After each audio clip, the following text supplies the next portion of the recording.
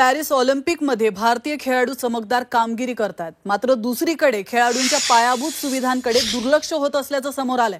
कोल्हापुरात आंतरराष्ट्रीय खेळाडू घडवण्यासाठी खेलो इंडिया अंतर्गत विभागीय क्रीडा संकुल उभारण्यात आलंय, मात्र अर्धवट स्थितीतल्या या क्रीडा संकुलाची अक्षरशः दुरावस्था झाली आहे। याचाच आढावा घेतलाय आमचे प्रतिनिधी प्रताप नाईक यांनी।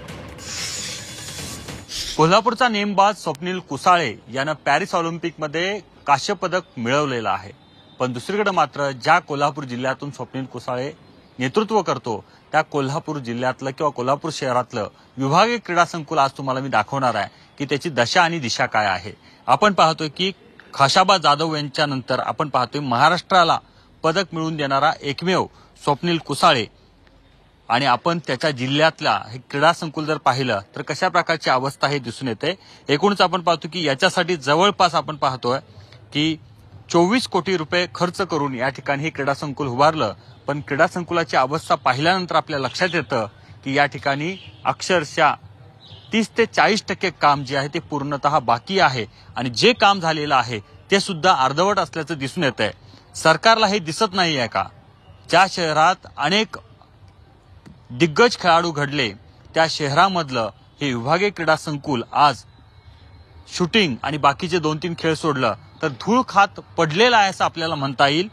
एकूणच सरकार एकीकडे दावा करतं की आम्ही खेळाडूंसाठी आवश्यक निधी द्यायला तयार आहोत, पण दुसरीकडे मात्र ही परिस्थिती पाहिल्यानंतर कशा प्रकारे सरकारचं या क्रीडा धोरणांकडे लक्ष आहे दिसून येतं।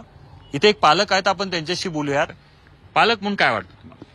खूप चिंता वाटते की आपल्या कोल्हापूरचे खेळाडू इतके स्ट्रगल करून जर घडत असतील तर अत्यंत दुर्दैवी गोष्ट आहे।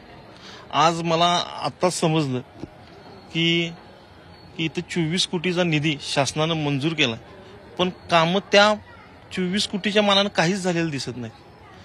आज इथं सोयी खूप कमी आहेत। कोल्हापूरचा खेळाडू एक काय करू शकतो आज स्वप्नील कुसाळेनं आपल्याला दाखवून संपूर्ण जगाला दाखवून दिलेला आहे। आज जर ह्या सुविधा आणखीन वाढवल्यात, शासनानं मनापासून लक्ष दिलं तर आणखीन पदक आमच्या कोल्हापूरचे खेळाडू आणि युवक आणू शकतील याची मला खात्री आहे। आपण पाहिले की पालकांना खात्री आहे की आमची मुलं पदक आणू शकतात, पण दुसरीकडे मात्र प्रशासन सरकार हे क्रीडा विभागाच्या बाबतीत इतकं उदासीन का, हा खरा सवाल आहे।